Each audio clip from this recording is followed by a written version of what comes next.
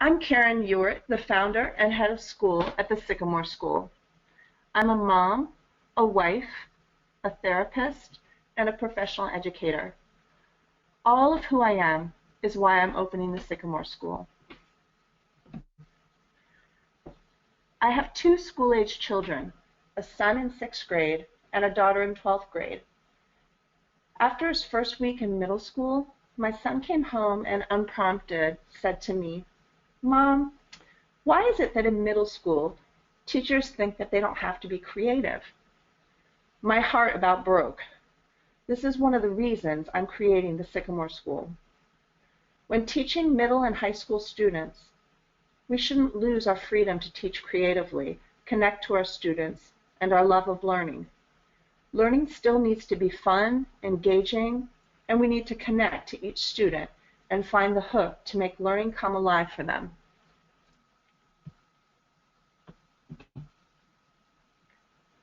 Both my children had wonderful elementary school experiences, but as they started middle school and moved into high school, I saw some trends that concerned me. Scripted teaching.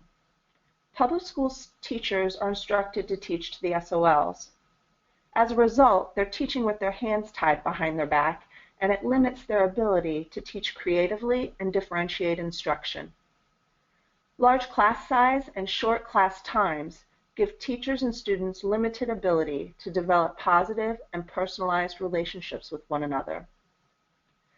In addition, many of our high schools have turned into pressure cookers, where the onus is on getting exemplary grades and taking an unrealistic amount of advanced classes, putting undue stress on many of our children, causing a multitude of mental health issues. I want to address the flaws I see in our mainstream schools. I want to create a healthy educational environment for teachers and students. I want to bring joy, excitement, and creativity back into learning. I want to focus on what's important, teaching our kids how to think, how to learn, and how to take ownership of their learning. Some students do well in a mainstream school setting, and our public schools have a tremendous amount of resources available to them. However, there are other students who need something different. I began to see a need that I think we could fill. A need to provide a small community school that focuses on personalized experiential learning. So what does that mean? What is experiential learning? Experiential learning means learning by doing.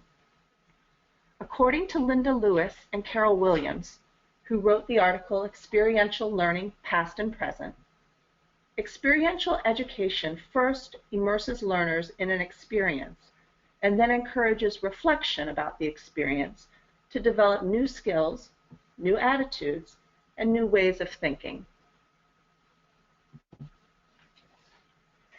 In his 2005 book, Using Experiential Learning in the Classroom, Scott Werdiger explained that experiential learning is also built upon a foundation of interdisciplinary and constructivist learning.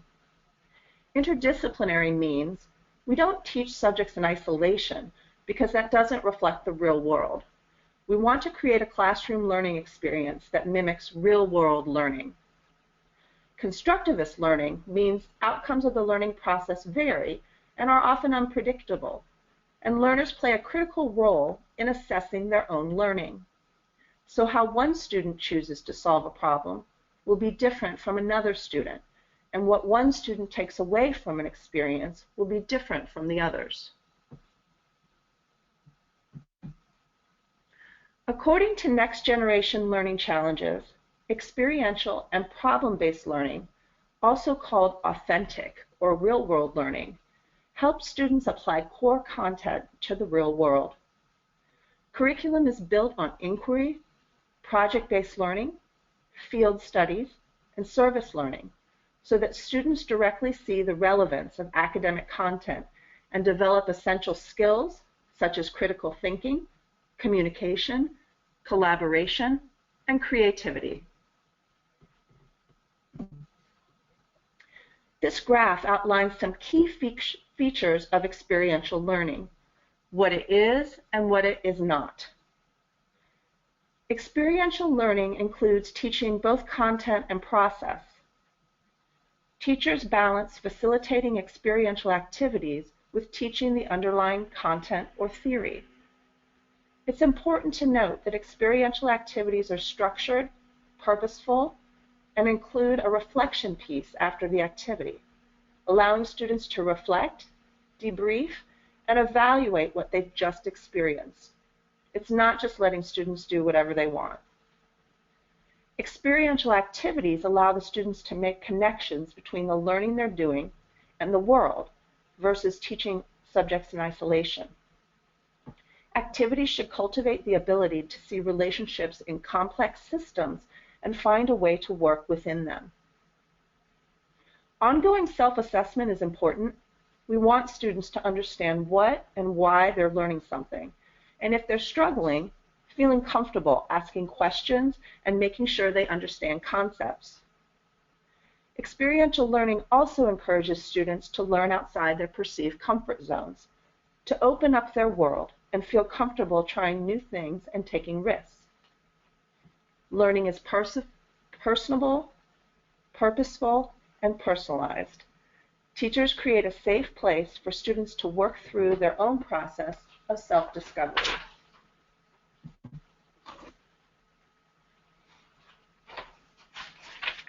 So what does experiential learning look like at the Sycamore School?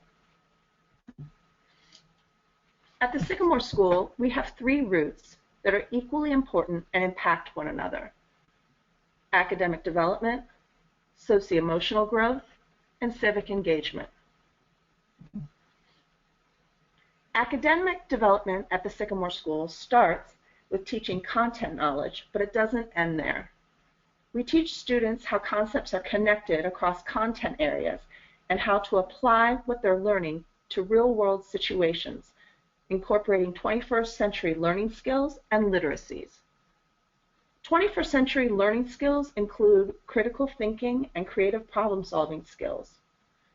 21st century literacies include financial literacy, economic literacy, technology literacy, and global awareness. So how do we do this? We start with incorporating universal design for learning. Universal design for learning provides a framework for understanding how to create curricula that meets the needs of all learners. We give students choices of how content is presented, how they work with the material, and how they demonstrate mastery.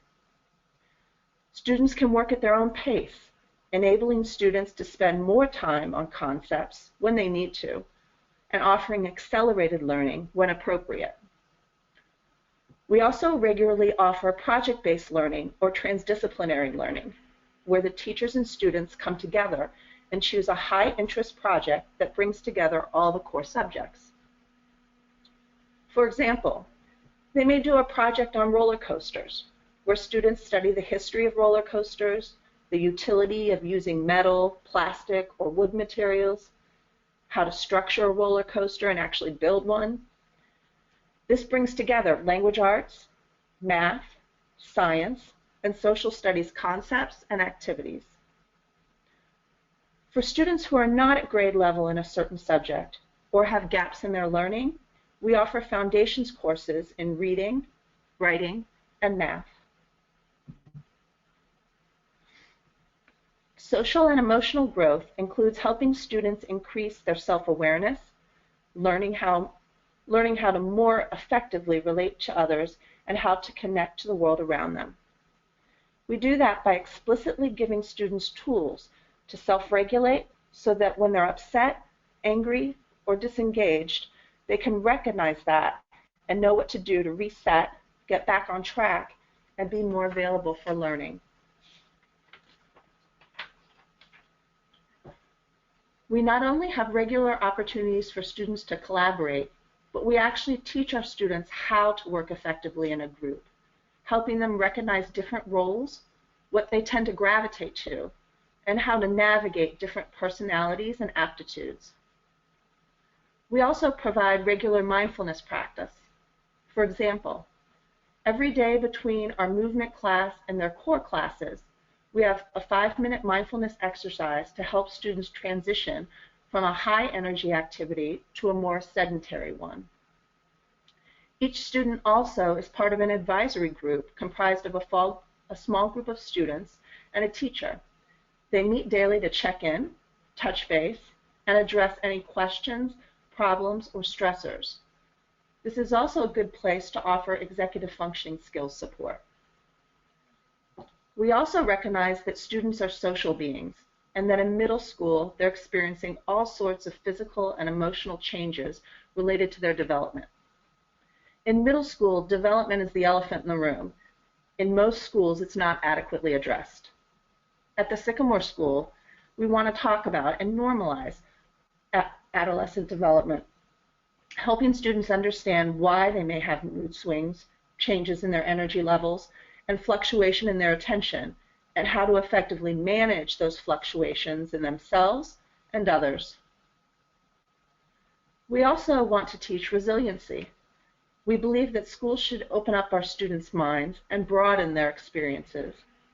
We want our school community to be a safe place where students are comfortable trying new things, making mistakes, and even failing. We learn the most when we're able to successfully work through a challenging experience. Civic engagement includes developing community awareness, civic literacy, and global awareness. We want to increase our students' awareness of the resources in our community and how to access those resources. For example, if your sewer's overflowing, who do you call? If you find a dog lost in your neighborhood, what local organizations take in strays? We had a recent election. Most of our children know at least a little bit about the role of the president, but do they understand what the difference is between a state senator and a U.S. one? Do they know the function of our county board? Do they understand their rights as citizens? We also want our students to discover how to become more involved in their community. We'll have regular school-wide community service projects, but we want those projects to be meaningful and purposeful. We want students to think about their interests and how they can use those interests to give back to their community. For example, if several of our students are close to their grandparents, would they be interested in starting a buddy program with a local retirement community where they can either read to their elders, play cards with them, or teach them computer literacy? If many of our students love to read, they could look into coordinating a book drive to collect books for underserved communities. The Sycamore School embraces an urban school model. That means that we'll utilize resources in our community to augment what we don't have on site. Being located in Ballston, we're walking distance from the metro and 5 local parks. There are countless resources around us. So as a school community, we will explore those resources and learn more what not only Arlington, but Northern Virginia, DC, and Maryland have to offer us to enhance our learning. As a small community, it's easy for us to hop on the metro to visit a museum or walk to a local creek. If we're studying the Berlin Wall, why wouldn't we go to the museum to actually see a part of the Berlin Wall? If we're studying gems, why wouldn't we go to the National History Museum to see their amazing collection? Structured field studies help make learning come alive. Here's a copy of our sample weekly schedule. You'll notice that students start with movement every morning. I believe it's important for students to start their day moving their bodies. The purpose of the movement class is exploration. I want students to be exposed to a variety of movement activities in the hopes that they discover at least a few that they really enjoy. Activities may include yoga, hip-hop dance, and Pilates, as well as ultimate frisbee, rock climbing, soccer, and basketball. Each activity will last 2 to 3 weeks, so if they don't enjoy a particular sport or game, they won't have to do it for too long. However, if they do like an activity, it could become an after-school club or intramural sport. For electives, students can choose from Spanish, foundations classes, or an elective sampler, which will give students a taste of several electives.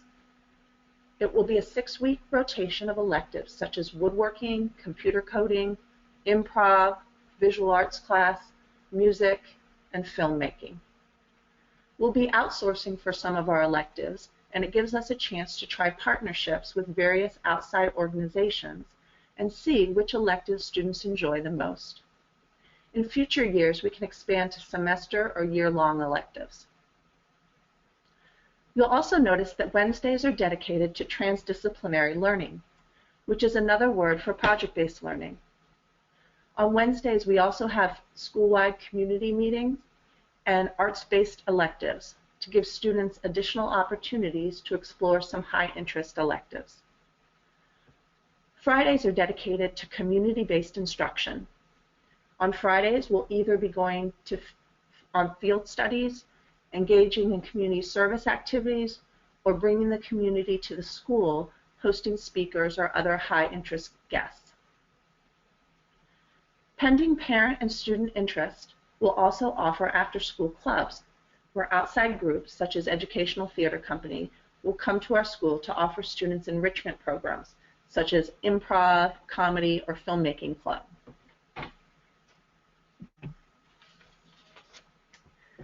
This is an overview of some of the key features of the Sycamore School. At the Sycamore School, we offer personalized learning because we want to find the hook for every student to engage them and help them perform up to their potential. It's also important to note that we recognize the importance of relationships and will focus on building an inclusive, nurturing, and diverse community, a community of learners who support and respect one another. We want to foster collaboration, communication, and celebrating differences versus promoting excess competition and divisiveness. One of the hallmarks of our philosophy is flexibility. We welcome and encourage parent and student feedback and want to build our program around our students and their unique talents, interests, and aptitudes. At the Sycamore School, we're intentionally recruiting a cross-section of students. Students with a Montessori background would do well at the Sycamore School because they already have many of the attributes we're cultivating, such as independence, initiative, and creativity. We would be a good fit for students who need to move around or would like choices of how they work with concepts and demonstrate mastery. We do accept students with learning and attentional struggles. Other applicants may be surviving but not really thriving in their current learning environment. We're looking for students who are bright, curious, and craving a more personalized, engaging, and dynamic learning community.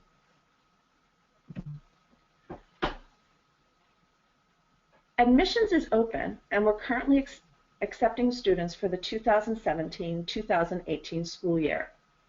Our inaugural class will include students grades 6 through 8 and will expand with our students through the 12th grade.